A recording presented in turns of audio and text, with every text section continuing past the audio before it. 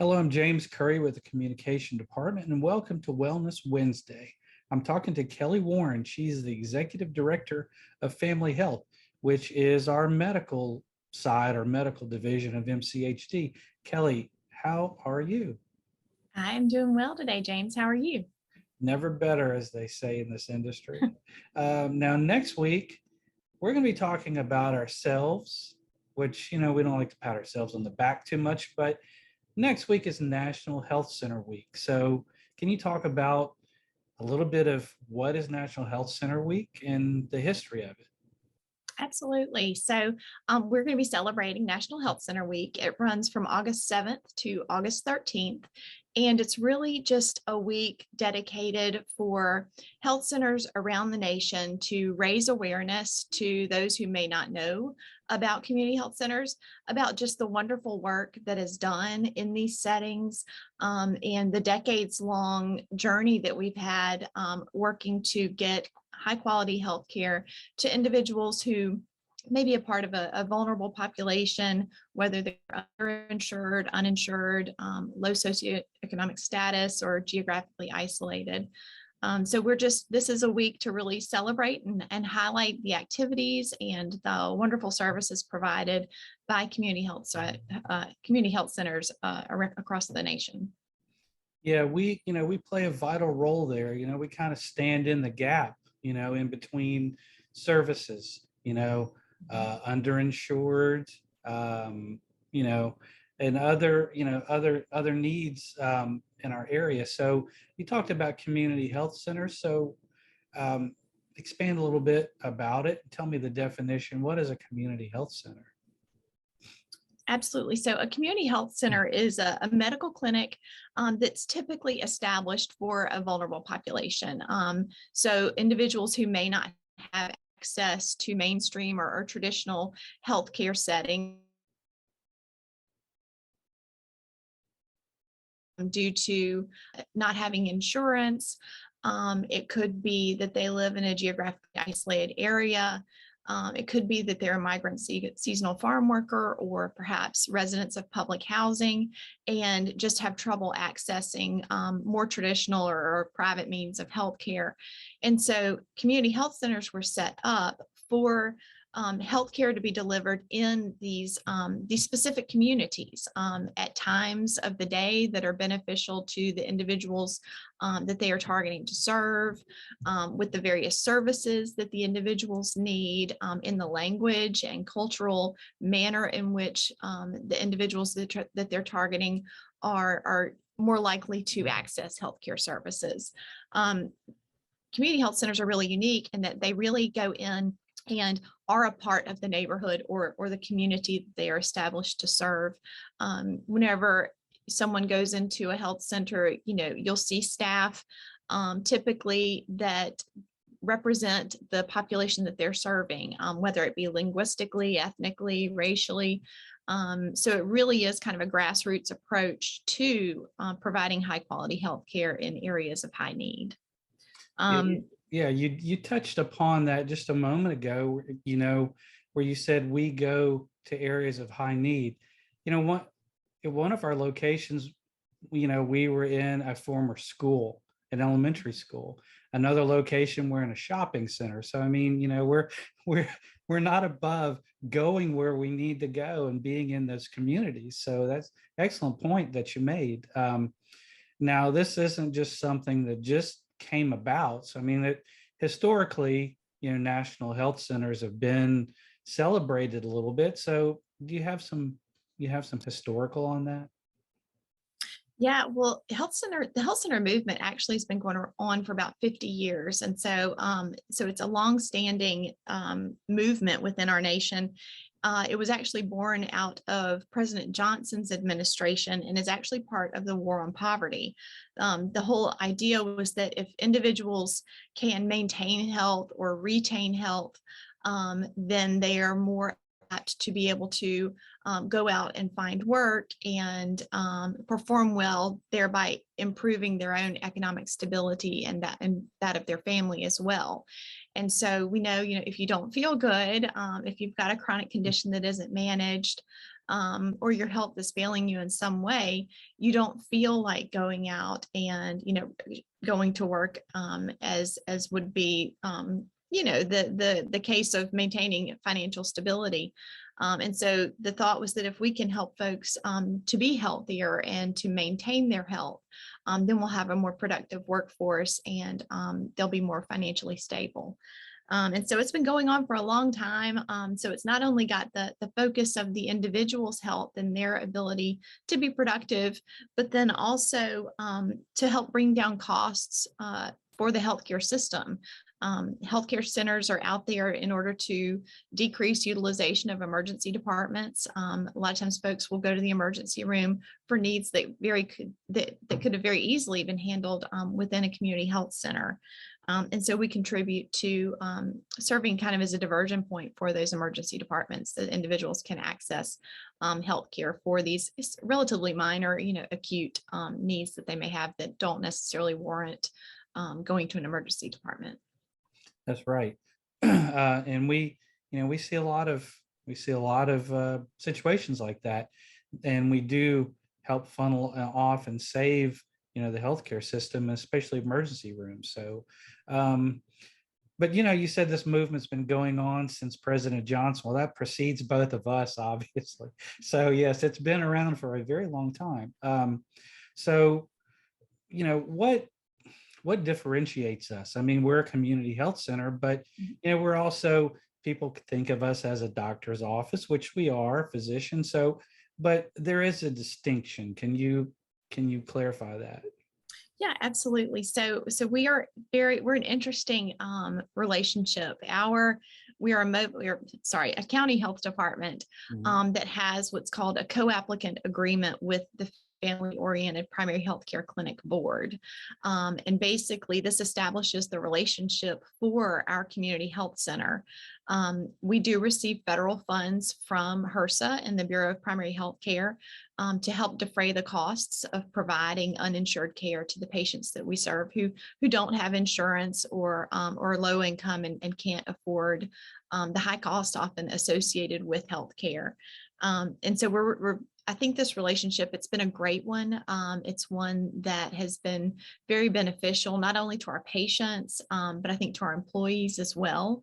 This link between public health and direct patient care just only serves to make us a stronger, I think, even more effective care provider for our community and for the patients that we serve. Yeah, we're very fortunate, to have the locations that we're in. I mean, it's about as far north as you can go in the county and about as far south as you can go in the county. Same with east and west. So, we are very diversified. And then add our mobile units to be able to move into areas that are not a brick and mortar. I mean, we're kind of a one-stop shop for things like that. Yeah. And James, I think you asked too, just kind of, how a community health center really differentiates itself from, a private provider's office or kind of maybe more traditional healthcare provider. And we see patients regardless of their ability to pay for services, regardless of their insurance status. And so that's something that you don't see typically in the healthcare setting. And so that way we truly are available for anyone in need of these health services. And Mobile County is really very fortunate because there are 4 federally qualified health center groups within our county. We have ours, of course, Family Health, and then there's also Mosteller Medical Center that serves the southern part of the county. We have Franklin Primary Health Care Center that serves throughout Mobile County and other surrounding areas.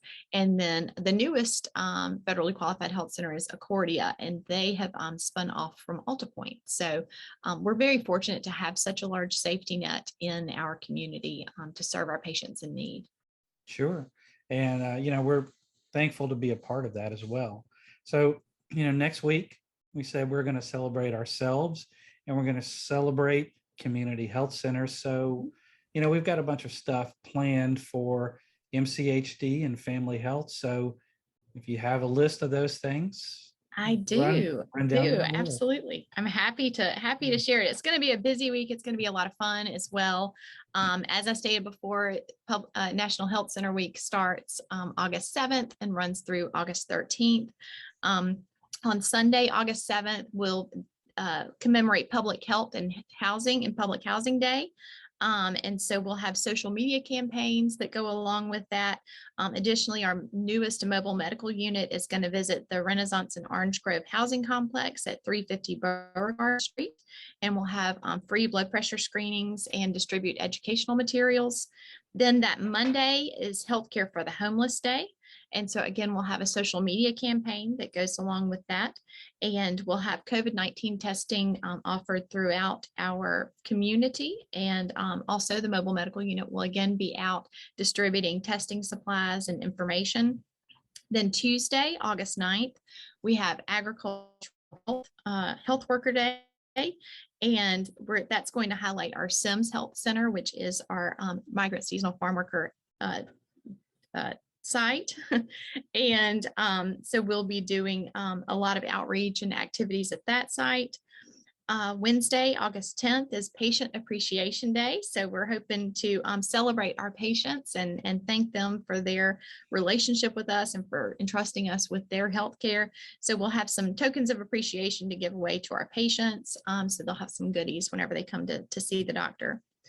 Then Thursday, August 11th is Stakeholder Appreciation Day. And of course, we'll be celebrating our wonderful governing council members for their service to our particular health center. And James, I think this is a point to share is another thing that really separates community health centers is that we have a governing board that is responsible for the oversight of the health center, but 51% of that board is made up of active patients of family health. And that's a federal requirement. That way, it ensures that the health centers are adequately representing and meeting the needs of the patients it serves. And I just think that that's really a wonderful design to have the voice and the advisement of your patients on your board so that they are helping to guide and direct the health center.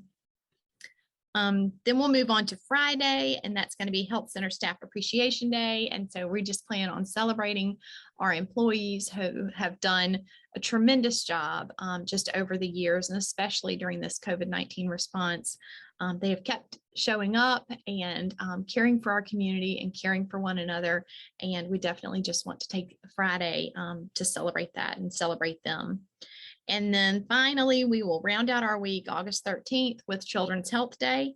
And we'll have a back to school bash at our Keeler Memorial Building downtown at 251 North Bayou Street. And so we'll just be stressing the importance of back to school immunizations. We'll also be having some goodies to give away to the children, and just happy to provide wellness exams for the kids and dental exams. And just look forward to that being a really fun morning and one where parents can come get all those checks that need to be done on their children so that they have happy, healthy children heading back to school this season.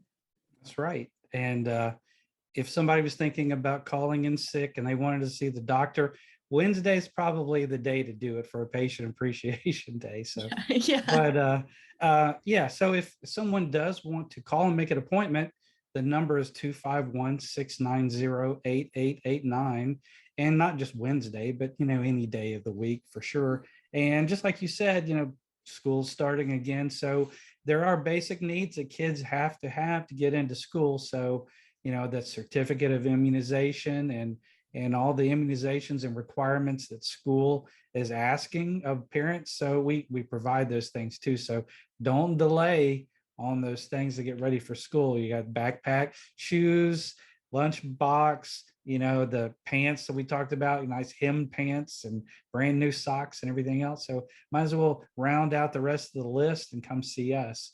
But you can also go to our website too, mchd.org, or like in my background here, you can download the MCHD app. And a lot of this information is found in the app too. You can scan that QR code that's over my shoulder right there. So we're looking forward to a great National Health Center week next week, just to kind of, say, hey, let's pat ourselves on the back. Job well done throughout the county, and thanks also too for our patients that we help support and provide loving care for. Kelly, anything else you want to add about National Health Center Week? No, just thank you to everybody who has continued this national movement, especially here locally. It takes special people to work in community health centers, and they just really have a passion for their community and a passion for their neighbors. And so just appreciate them tremendously and looking forward to a wonderful week of celebration. That's right. And thank you again to staff and patients that support us. So come see us next week. It's going to be a great week for National Health Center Week. Use the hashtag NHCW2022 for anything you post. Thanks again for being on Wellness Wednesday, Kelly, and have a great day. Thanks for having me.